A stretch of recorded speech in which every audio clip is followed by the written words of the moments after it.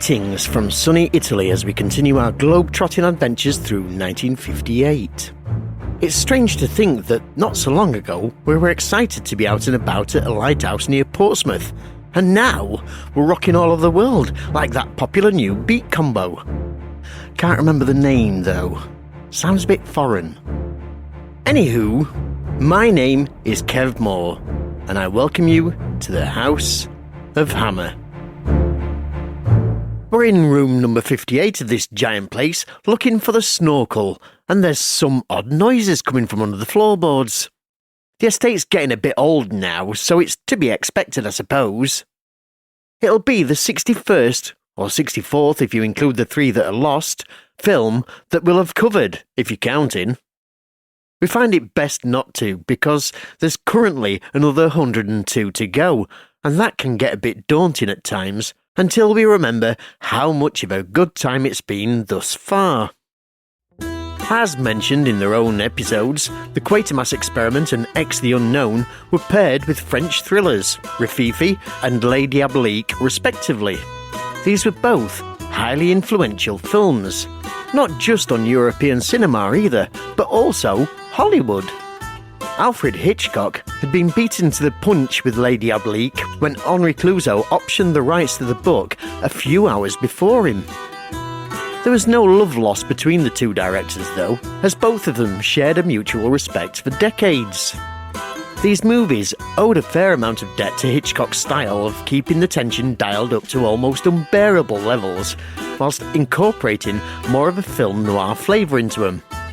These, along with Hammer's previous experience with their own brand of Brit Noir, stood them in good stead for a cycle of films that worked almost parallel to their gothic horrors into the early 70s, and have become known as the mini Hitchcocks amongst the people that think Hammer had any kind of master plan.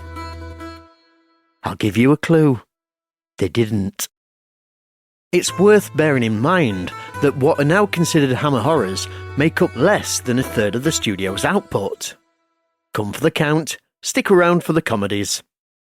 This run of films would actually prove to be very profitable for the company. They were usually based in one location, with a small, high-caliber cast list and a crew with an eye on a fast turnaround.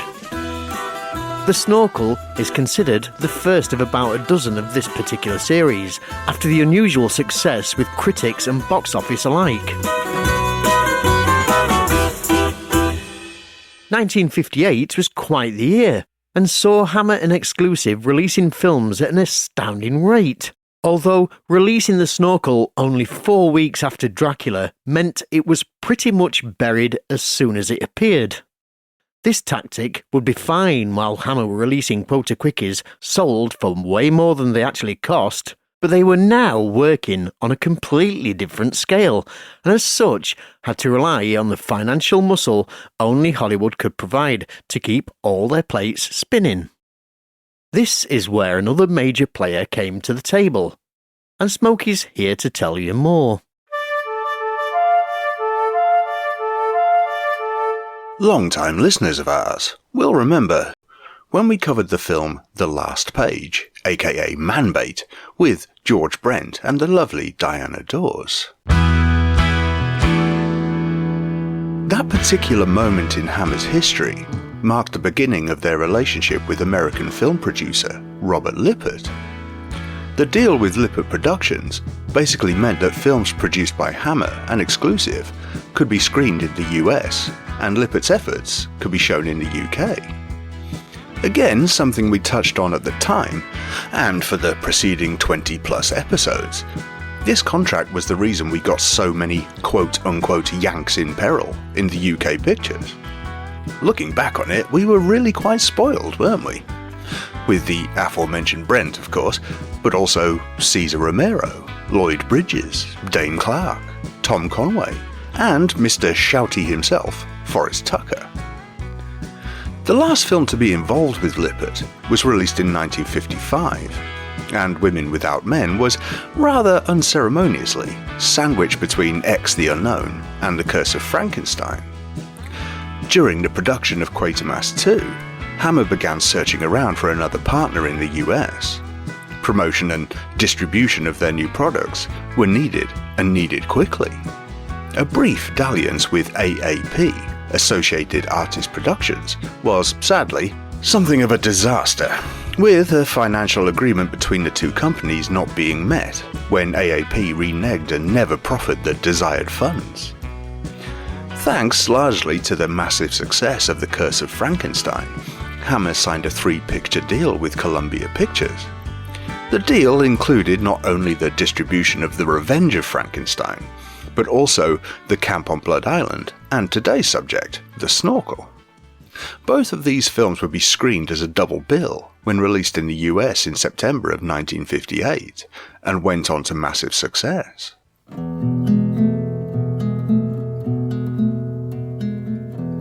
Rather confusingly, around this time, while Hammer were bickering with Universal over what could and could not be included in their Dracula picture, they also realised they didn't have enough money to actually complete the film. Somewhat ironically, Universal provided the required funds in exchange for worldwide distribution rights. Universal's rather big-headed opinion of Hammer being an upstart spotty oik of a studio soon changed when Dracula became a runaway success. This in turn gave Hammer the keys to the proverbial remake rights sweet shop. Basically, all the behind-the-scenes work that was being done by Hammer at this point is the backbone of where the studio goes for the foreseeable future.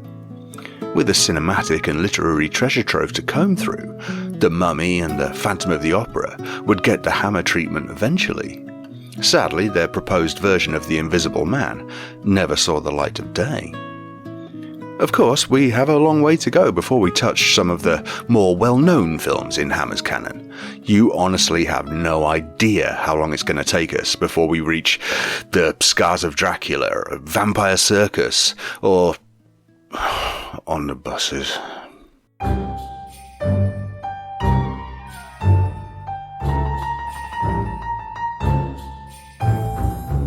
There you go.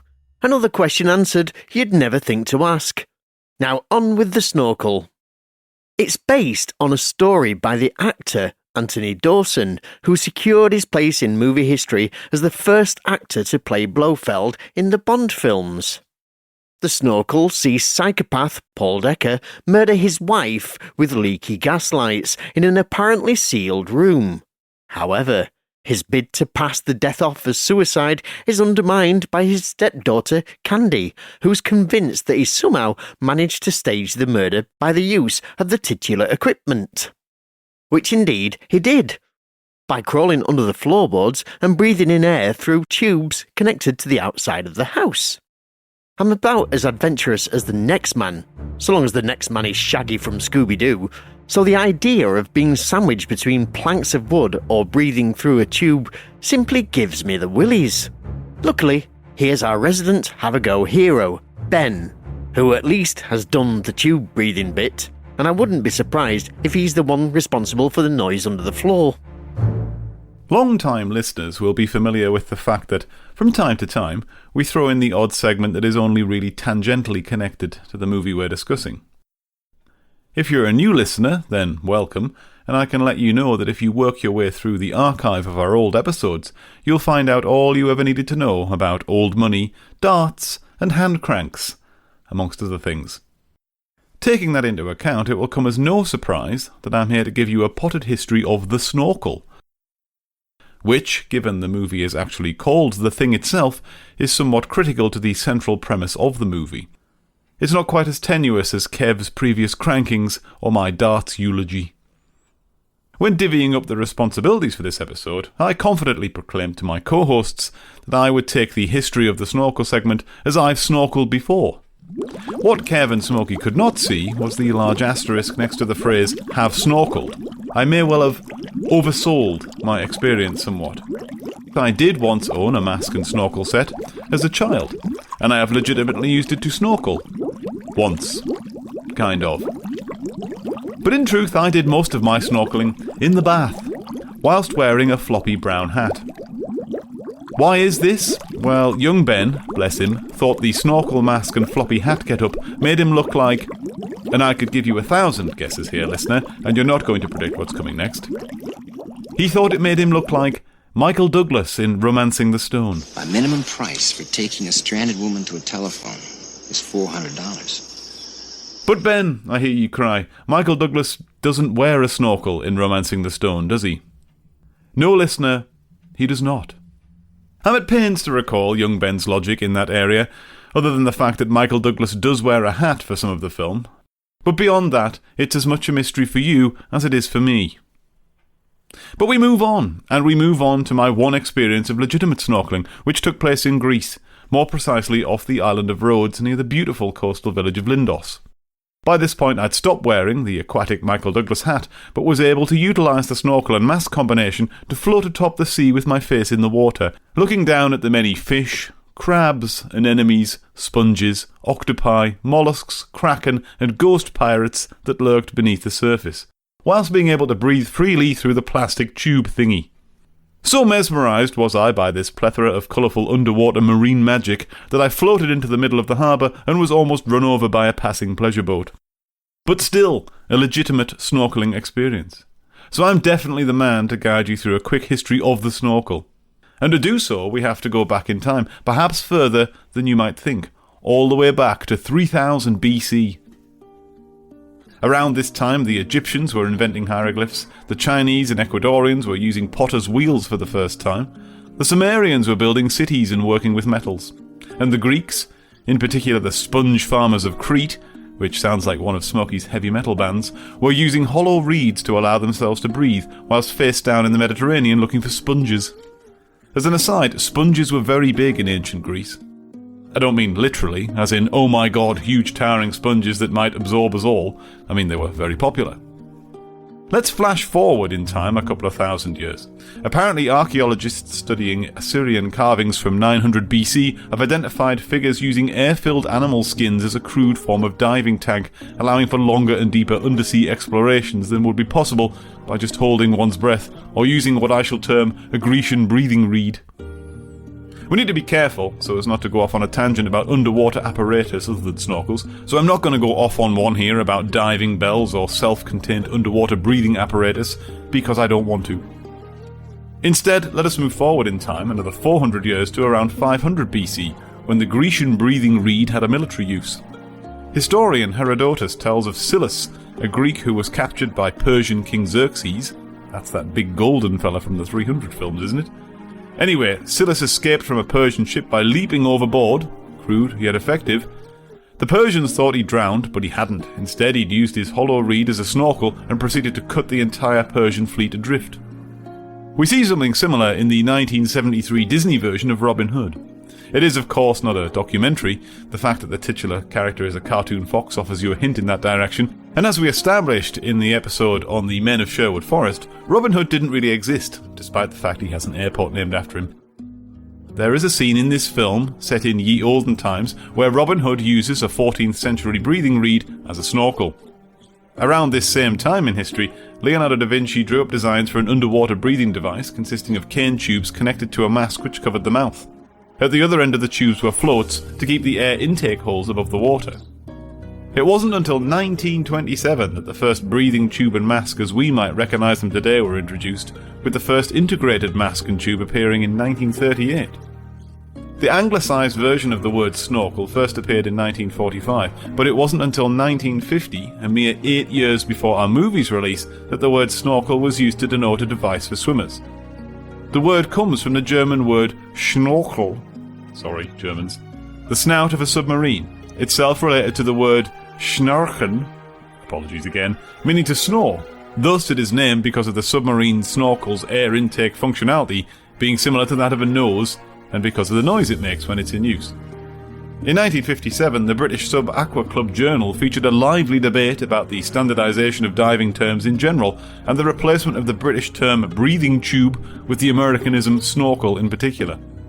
The release of our movie a year later likely played some part in helping the word snorkel into popular use in British English. So there you go.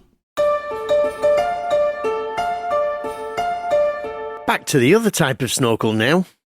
Filming, like the Abominable Snowman, began with location work on the 7th of September 1957 at the Villa Pergola in Alassio, Italy. All the exteriors and some interiors were shot there, and as this would be a very expensive film to make, footage for the short film, Italian Holiday, was also done on the side to get the most bang for their buck. Then in October, the filming was reconvened back at Bray Studios, under the watchful eye of director Guy Green, who's best known for his work as a cinematographer on Great Expectations, which won him an Oscar, and Oliver Twist, from 1948, not the singing Oliver Reed one. Sadly, this would be Green's only work for Hammer. As the cast list is smaller than some of the quota quickies Hammer had already put out, there was a step up in terms of the star power on it. After all, Columbia and the National Film Finance Corporation would be footing most of the bill. This means we're introduced to German-born Peter Van Eyck as the deranged killer Paul Decker, who was hot property thanks to his success on the French thriller The Wages of Fear, directed by Henri Clouzot, the same bloke that's behind Les Diaboliques, that partly started the whole wave of mini Hitchcocks I mentioned earlier. I do love it when it all starts to connect, you know. Next up, in our top billing triangle, has to be Mandy Miller, who was famous for her touching performance as the deaf and dumb child in Mandy, as well as singing the hit single Nellie the Elephant. As an aside, the chorus of this was used to get hearts beating again until the Bee Gees weighed in. This would be Mandy's final film as she moved to New York for a new life away from child stardom. And the final big box office draw would also get hearts beating, for another reason, and it's Bette St. John who brings all the Hollywood glamour. She's well known for her work as a Middle Eastern princess opposite Cary Grant in Dream Wife, another princess opposite Mario Lanza in The Student Prince, before cementing her legacy opposite Christopher Lee in her final film, City of the Dead. Right, I think we've given you enough background to this feature presentation, so here's Ben, Smokey, and myself, three juveniles discussing the Snorkel. I'd just turn off now, you've heard the best bits. All right, gentlemen, here we are, smack bang in the middle of 1958 with Hammer. We're literally on the fourth film for 1958, and we have another four to go after this one, which takes us into the new year of 2024. So we're here for a while. Yeah. So we are leaving behind the Gothic horror. We're not with, sorry, Ben, we're not with Frankenstein or Dracula. Not yet. No, well, we aren't at the moment. We'll be back in the loving arms of Frankenstein very soon.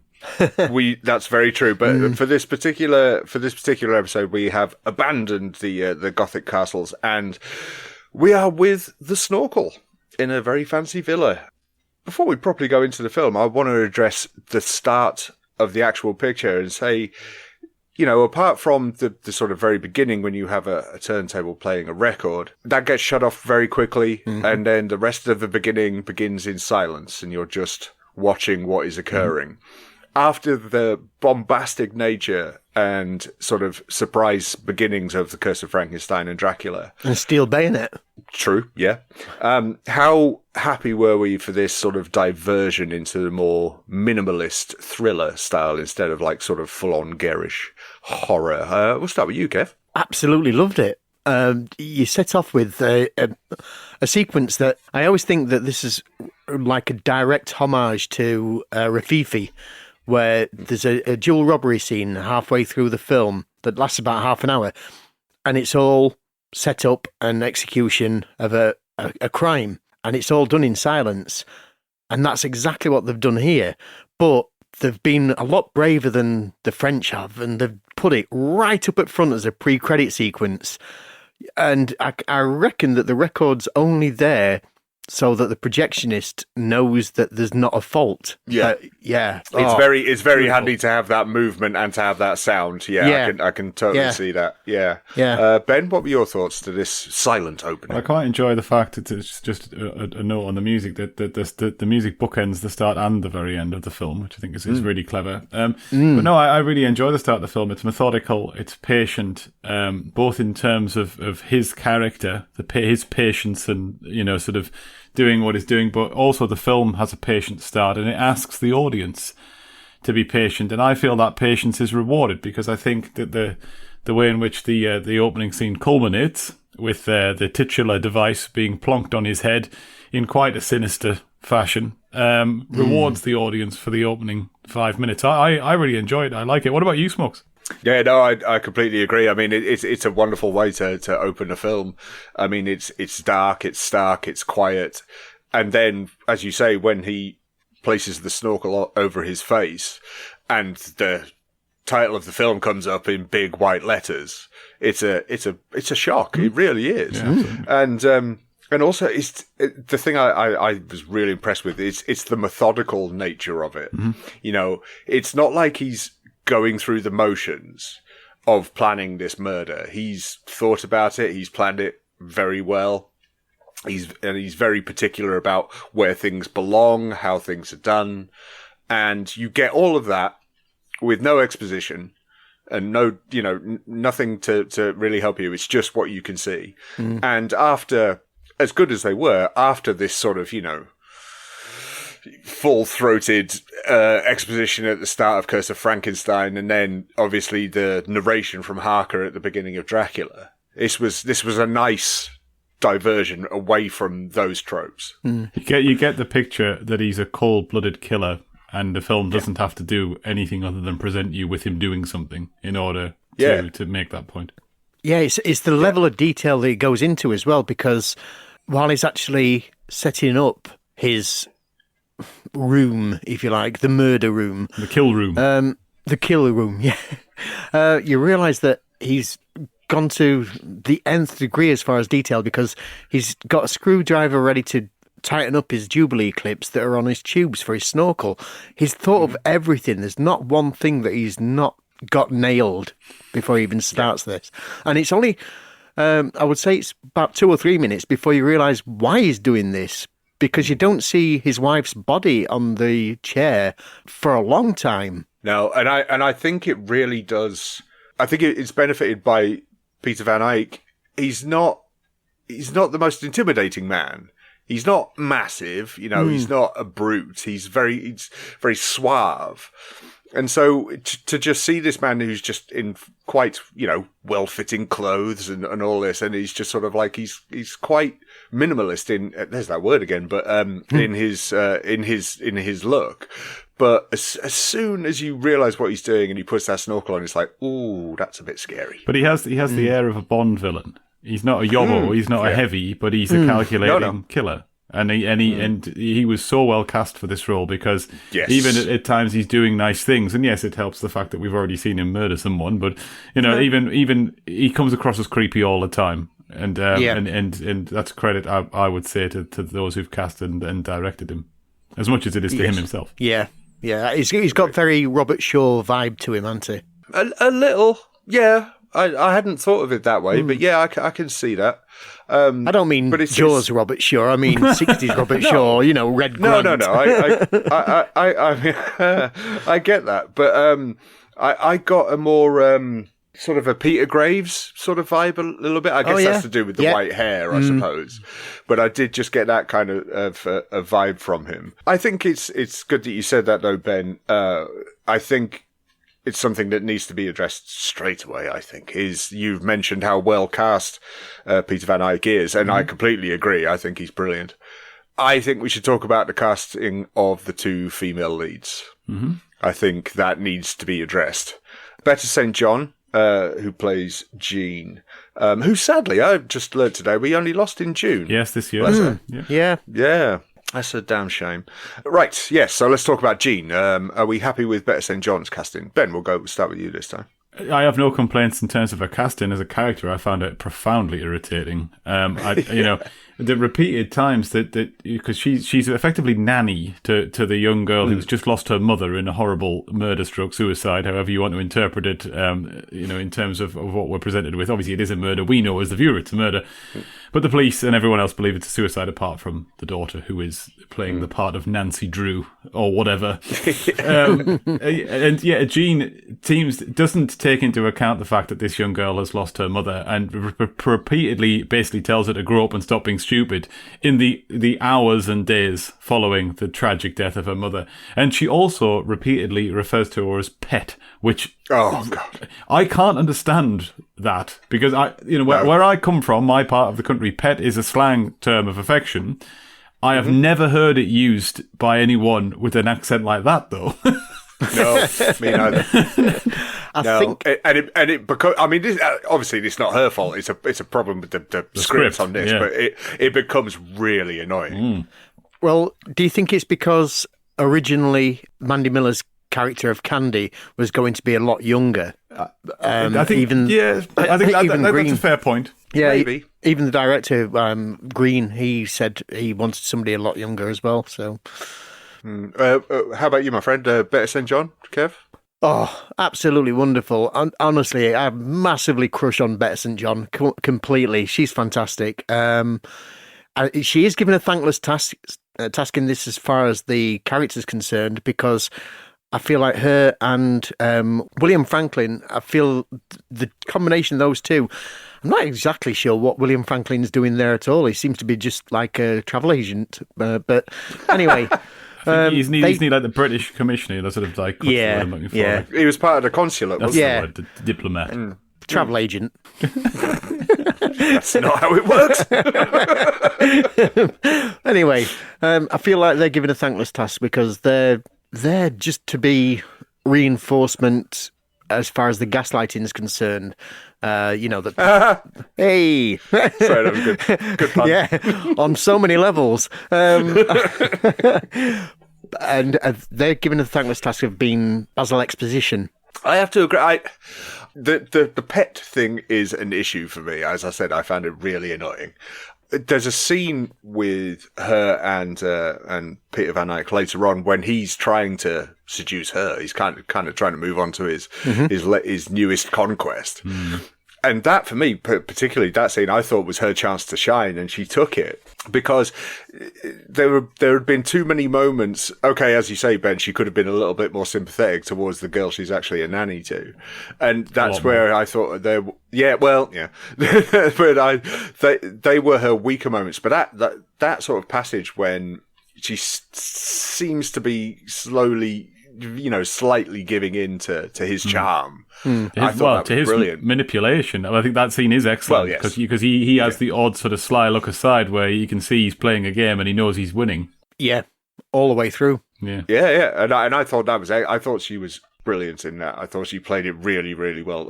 But yeah, it was just the sort of the more, what's the word, supposedly tender scenes with Candy. I thought little lackluster, but again, that's not her fault. I think that was the script. The tender scenes, like when she's slapping her on the beach. Bit shocking.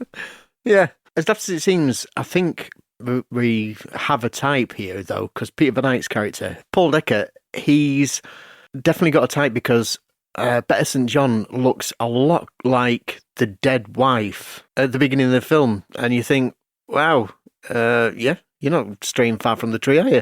Just upgrading her for a younger, alive model. Yeah, that's it. I think the latter part of that sentence is the more important bit. Yeah.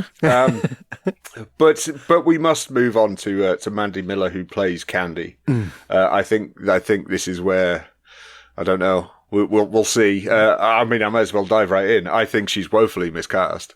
I honestly, it's funny you mentioned that about the director wanting a younger person. I don't know if that would have worked. I mean, I think you need someone with a bit more gravitas. I think Mandy Miller was too young. And I think the gravitas needed of some scenes and to come across as convincing was too much for her. There were a couple, more so to in the earlier stages of the film. She gets better as the film goes on. Yeah. And especially at the end, I think, when she becomes a bit colder and a bit more, a bit harder. And especially sort of beginning of the scenes where she realizes what a snorkel is for and how, that when she starts piecing it together, Yeah. that's when she starts coming into her own. When she sees But the by film this poster. But by this point, for my particular taste, it was too late, and I'd gotten to the point by then when I was just like, do you know what? I know he's a murdering nasty person, but I'm kind of wanting him to get away with it because just to shut you up. Yeah. So, but that's my personal opinion. What are your thoughts on Mandy Miller's performance? I feel like she's the weakest link, especially at the beginning, because when she's trying to emote the shock of her mother being killed, it just doesn't work. It's very drama school. She's very drama school all the way through. And then I look at her career and think, but this is the last film of her career. And she's had some amazing films out. And I don't know whether it's a case of her not being able to figure it out and play it right, or whether she's not been getting the right direction, because we've got to remember the director himself isn't known for his directing. He's more known for his cinematography, which is why this film looks amazing.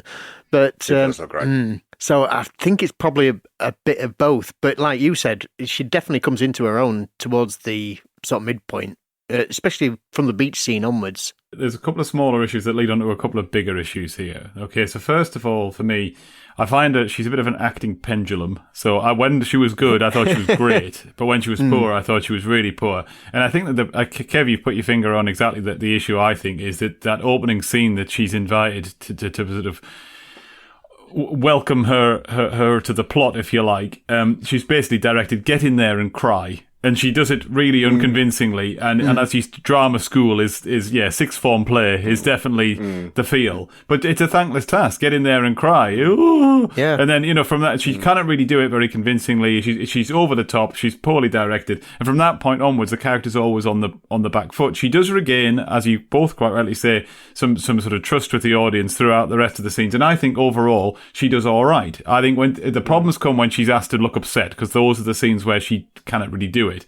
But in her defence, she's 14 years old when she's making this, and she was a child actor, and she's being asked to play an adolescent part here, at least. And as you both said, originally the plot might have called for a younger girl, but this strikes at two of the biggest problems about this film for me. The first being, and I've already mentioned the word Nancy Drew once, but what is this film? Is it a Hardy Boys Famous Five adventure, or is it a cold Hitchcockian psychological thriller? And it falls right between the two, because we're supposed to basically follow the adventures of Candy and her pet dog Toto until Toto's untimely demise. Another one for the Hammer Pet Cemetery.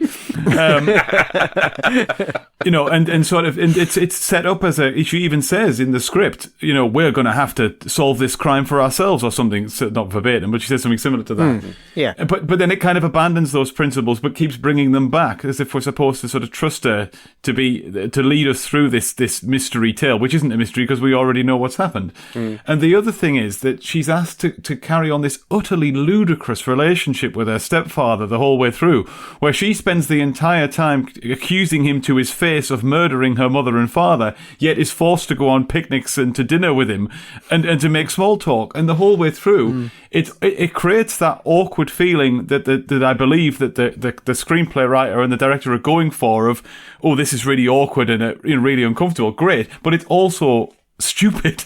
And I kind of get over that, and because I don't know how to feel about this, because in reality that relationship couldn't possibly exist in the way in which it's being depicted.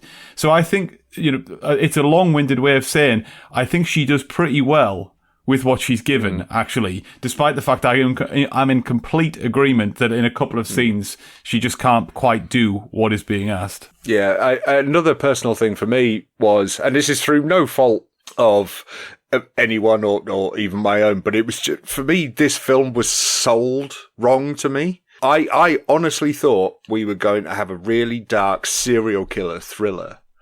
I honestly thought that's what the Snorkel was, from the poster or the sort of the thumbnails or whatever I'd seen. I honestly thought that's what this was going to be. You were hoping for Amsterdam, weren't you? I was hoping. Let me put it this way: the opening killing, the murder, is actually really clever. The conceit of it is a really smart way of killing someone and getting away with it, right? And so, and it has it in the story that Paul is a jet setter who can go to whatever country he wants. You could, I'm not encouraging serial killing, but I'm saying you could do this,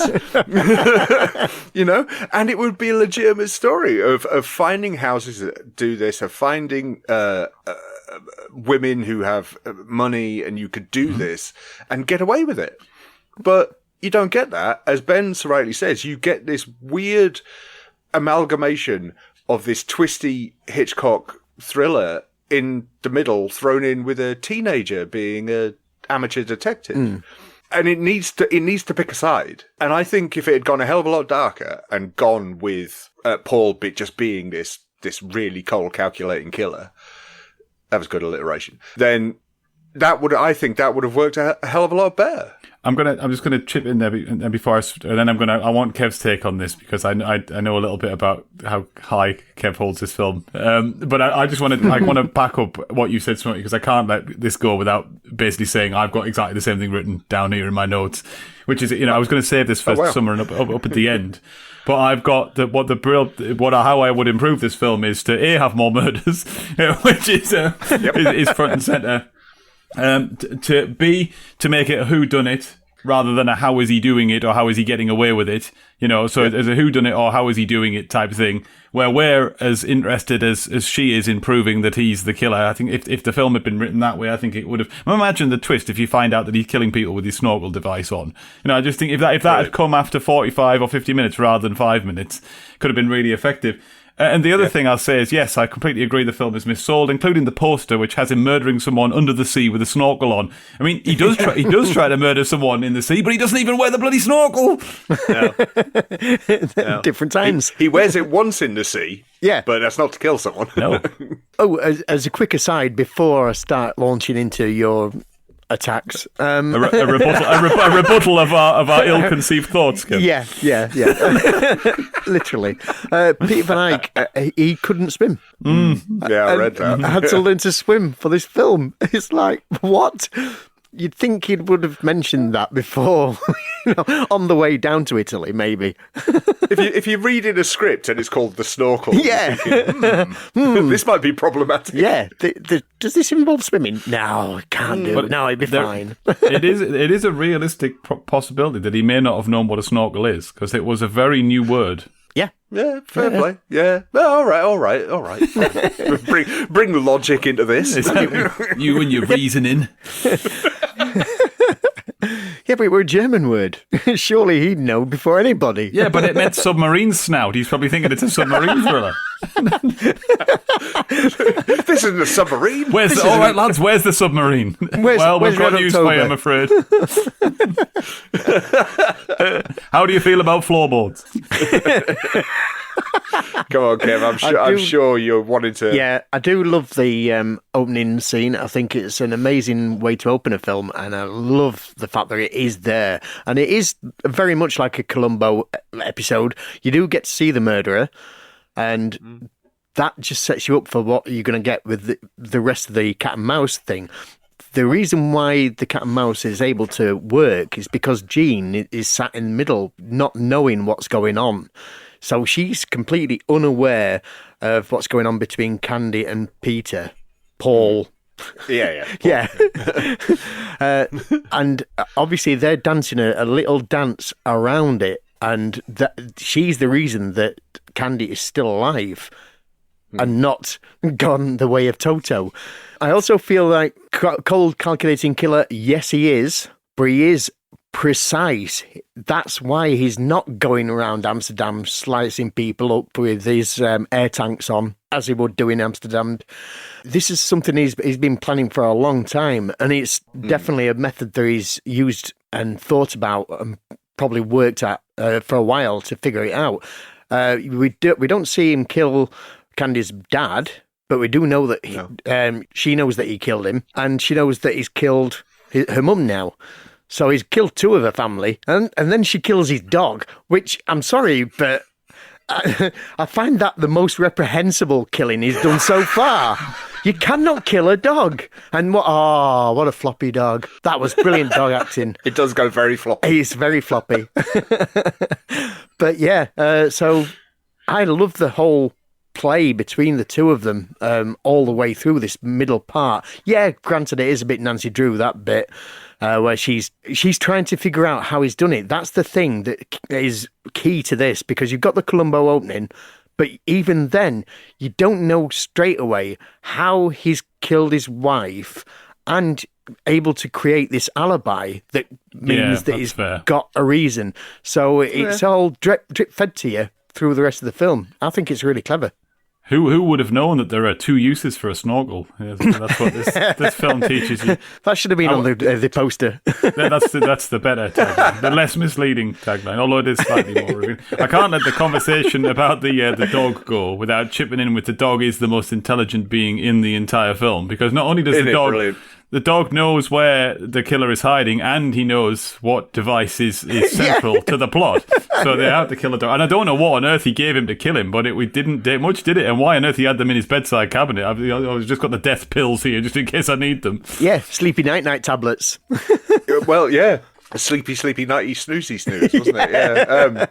But I tell you what, I noticed more on the second viewing is the cold nature of not only killing the dog, but making the dog beg for the thing that actually kills it. That's cold. Oh God, that's brutal. He's more of a cat person. Cat and mouse and fish. Cat wouldn't care if it knew a snorkel was there. It wouldn't care. No, wouldn't care. Yeah. It would probably actually as well. Rather than sort of revealing to people where he was hiding, it would probably just go and sit on the trapdoor and make it more difficult for him to get out. Yeah, absolutely. Yeah. So let's have some favourite scenes, shall we? Because we pointed out a couple of them, but I'd be very interested to know, because I definitely have one. But I'd like to know if either of you do. Ben, do you have any? I think what my favourite scene comes really quite near the end, which is obviously the film opens with us witnessing him murder his wife. And we get into a scenario where it appears he's going to do the same to young Candy, and we see him preparing the kill room. And we see in a little bit more detail, because one bit of the story we didn't see right at the beginning was how he managed to lure his wife into the position of vulnerability where he could turn the gas taps on and murder her that way. And we see how he did it. He poisons some hot milk with sleeping powder. And very cleverly makes his a different colour so he doesn't accidentally mix them up and ruin his plan, which I think is an interesting little, and it's never spoken of, but it's a nice little add on to the plot. Yeah, and so as the viewer, you're thinking, well, how is she going to get out of this scenario? And I think it's really, really quite tense. And I'll not ruin it completely by saying exactly how she gets out of the scenario, but it's a really nice mirroring of the opening of the film, adding a few extra details and thinking, the whole way through the film is about, he's a killer that doesn't make mistakes. So you're thinking, well, is he going to make a mistake here? What are we waiting for? And of course, ultimately, he does make a mistake. But I really like the sort of the symmetry to that scene. Yeah, it's brilliant. Mine is about 50 minutes in, I think. It's when Candy is actually investigating for herself by moonlight. She's kind of trying to find out what's going on with the kill room, and it's just the way that everything's lit and everything's shot, and it's very what's his word? It's very Val Lewton all the way through. It's everything seems exaggerated. Everything seems a little bit more extreme when it's dark, and then you've got this amazing. I would say it's an amazing jump scare, but it's like a Luton bus where suddenly Paul's there, and woof, yeah, wonderful. Fantastic. And the scream she lets out is fantastic. Yeah. It's almost like that's a real one. Yeah. There's an earlier scene as well where she's fiddling on with something and he appears behind her, and you just see his fag. He's smoking a cigarette, and she smells the cigarette smoke in the air before she sees him, and she turns, and of course he's there. And as you say, it kind of builds on that tension from that earlier scene. It's a great scene, that, Kev. It really is. Yeah, I completely agree. Mine is a really inconsequential one, but there's a scene where you have Paul and Jean, and they're in a car with Wilson, who's from the consulate. Who, by the way, as we say, William Franklin, we only saw in Quatermass 2. So there we go. So we do have a Hammer alumni here, along with the housekeeper as well. Yes, of Marie Burke, who's not Italian. No, not Italian. No, and we saw in the Flanagan Boy. Yep. As an Italian. As an Italian, yeah. As a frightening old Italian. Yeah, woman. yes, crazy. She can hurl a decent breakfast tray, that's all I can say. She really can. She really can. Many talents. With Paul and Jean, and then with Wilson, they're driving in the car. And obviously Wilson is talking to Jean about Candy and whatnot, and she's back at the hotel, she's going to be in shock and all that. And Paul is pretty much silent for the entire car journey, but he's just sitting there, and you're just watching him racking his brain to how he's going to deal with this issue of her constantly saying he's a killer. And it's really subtle, and it's really well done. And even the sort of rear screen projection didn't bother me. And just watching him, it all clicking through his head, I thought was great. Yeah. All right, lads. Well, I think we've gone through that pretty well. So let's have some final thoughts and ratings for the Snorkel. Kev, I think we'll save you till last because I think you've planted your flag pretty well. Ben, we'll start with you. I enjoyed it overall, to be honest. It has a unique selling point, if you like, and I think it's both to the film's credit and detriment that it uses that up in the first 5-10 minutes. I've already outlined reasonably succinctly how I would think to improve this film should the power have been given to me. But I did enjoy it. It's an interesting thriller. I haven't seen anything quite like it, and I think that the ending, which we haven't really talked about, because there is an ending, a scripted ending and an alternate ending. However, whichever version you choose to take as the real ending, whether it's the softer or the harder of the two, I do think it gives the film a nice full stop. And I think this film, my overall view of this film may have lived and died a little bit on how the film was wrapped up, and I think it's wrapped up pretty satisfactorily. So I think I would, if we're allowed to give half marks, I've forgotten. If we're allowed to give half marks, we're not allowed to give half marks, are we not? No. We're not. No, I don't care. I'm wibbly. No, we're not. We're not on Letterboxd. We're not children. Right. Whatever. So in that case, I'm going to give it a high 6. A high 6. Right. Out of 10. Fair enough. Fair enough. I'm glad you mentioned that though, because regardless of, we won't spoil the ending. I don't think we've made it this far without doing so we might as well leave it. But there is a tacked-on ending that smacks of massive studio interference, whether it was to do with pleasing the censors or whatever. It was. But it's bad. It's not good. It's very much an afterthought. It felt like it was done in a rush, and that annoyed me when there was a perfect full stop at the end of this film just a minute or two before. And so when that happened, when I saw it, I was annoyed. I think you can say that the tacked-on ending does at least give a certain character the moral high ground that they may not have had otherwise. Good point. Agreed, but it shouldn't have. But it shouldn't have. I don't get me wrong. I prefer the other ending, but I am just. It's not the 70s. Well, but they actually mentioned in the film, it's sort of saying, right, your decision here is going to shape your future, basically. And I reckon if they'd gone for a darker ending instead of a moral uplift, that would have been a lot better. As I know it's 58, I know, but it's still, it's like, just let's have a real dark ending. Yeah. And I would have been a lot more satisfied with the film. And get the film buried completely. Because nobody would show it. Until we come along, resurrect it. No. But I was a little disappointed with this. I really was. And as I said, it's through no one's fault, but I was just expecting something very different. I think the start of this film is excellent. As Kev so rightly says, it's filmed so well. It looks brilliant. On location as well. We're nowhere near Bray this time. Except on the inside. Well, yes, but the outside. It's obviously Dracula's castle because you can tell it's the same fireplace and wardrobe. All right. I'm just all I'm saying is we're not in a quarry again. No. We're actually in a decent location. International. Pedant. I think you'll find that quarry was in Malaysia. I was going to say it was in Malay, was it? Yeah. The start is brilliant. I really, really enjoyed it, and it had me hooked. But then the following, teenage detective story was just a little grating.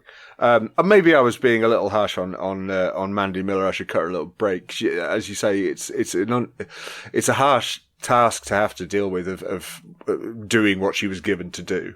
So I'll ease off a little bit on that. But yeah, I'm going to have to give the same rating as Ben. It's a 6 from me as well. This could have been so much more. But easy to remake. So easy. No, not now. Absolutely. Who has and gas you could lights? make it. You could Dodgy boiler. We still have gas. We still have gas ovens, Kev. So just do the floorboards in the kitchen. So Stick her head in the oven. It could be remade, and it could be remade really darkly, and I think that could be very, very good. So I'm going to give it a 6 as well. Kev, your final thoughts and rating, please. Here he comes. Don't hate us too much. Here he comes with his 12. Yeah, just to bring the balance back.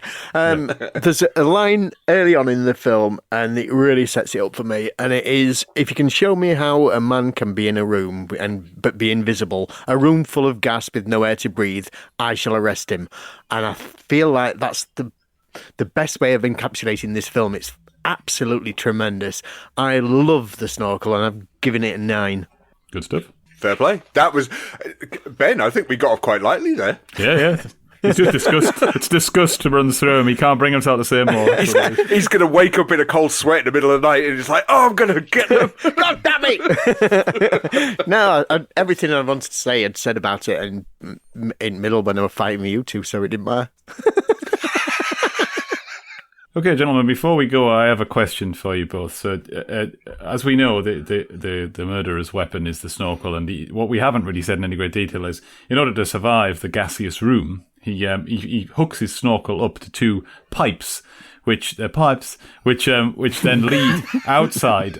They go through the wall to outside, so obviously he can draw in fresh air. Now, these pipes are fitted permanently into the side of this Italian mansion. What I want to ask is, did he fit those pipes himself, or did he get a man in?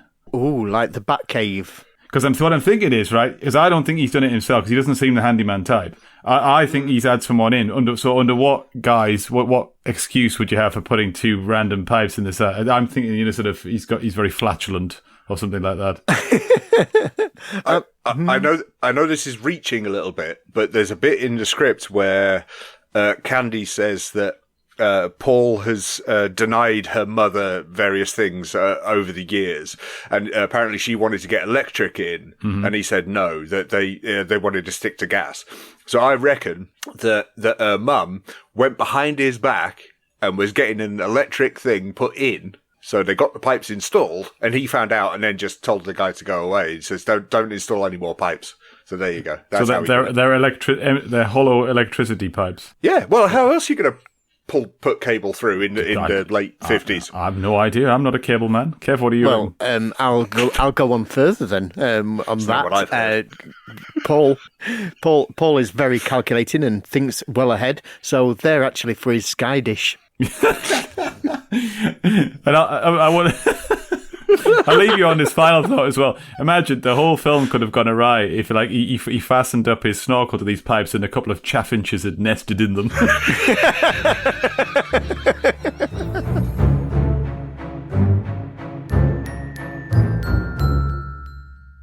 Still here? Great. That was a bit more divisive than I expected, but Ben and Smokey have known of my love for the snorkel for many years, so I probably talked it up a little bit too much. I'd still recommend you seek out the snorkel. It has a lot to offer, not least the world's floppiest animal actor. If you want an absolute wealth of content with no floppy animals, our Patreon is now overflowing with informative and fun stuff, and all the links for that and more are in the show notes and linktree/househammerpod if you're like me and you can't be bothered to read. Coming next, it's a tale of sweet revenge and Ben shouting, "This is a Frankenstein!" the whole day long.